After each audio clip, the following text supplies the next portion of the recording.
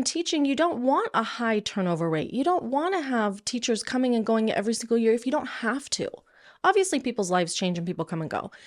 But if people are leaving because the circumstance isn't conducive to them doing their best work, well, then we as a community haven't created an environment that we're going to be able to keep the best teachers. And that's what we want.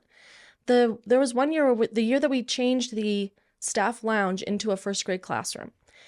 What people also don't understand is when you find that out. So in Idaho, kindergarten is not mandatory.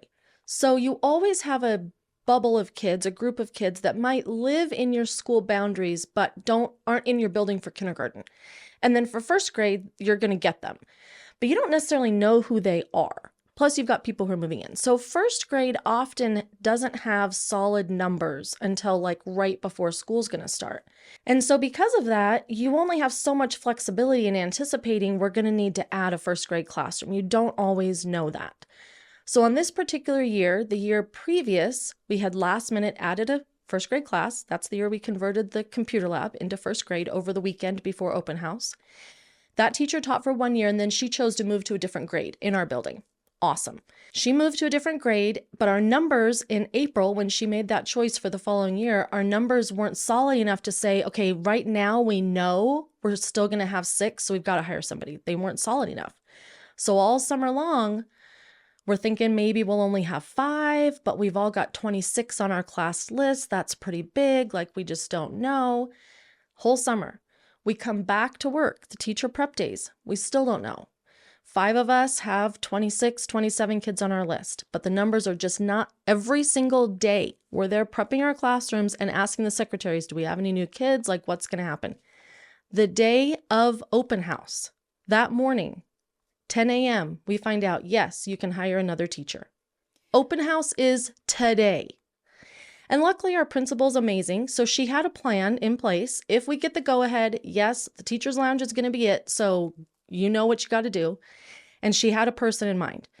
So we had from 10 a.m. until 3 p.m. We've got 5 hours. There's going to be parents and students here to see their first grade class. Like, what are you going to do? So they started school and we did it.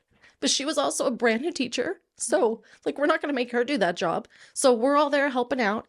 You're going to start the school year with a vending machine in your classroom. Like you don't have cubbies. You don't like so many things happening. And again, are you going to make it work? Of course you're going to make it work. And probably those kids didn't even know the difference. They're first graders. Like they don't know. And it was fine. But the amount of stress that creates and the questioning for parents, they come in and they're like, I'm already a little nervous that this is a person who's never taught school before. And the teacher's lounge is where my kids are going to have school. Like there's a little bit of uncertainty there that you're trying to help parents, trying to walk them through. Are you going to figure it out? Yeah. Can kids still have a great experience doing that? Of course.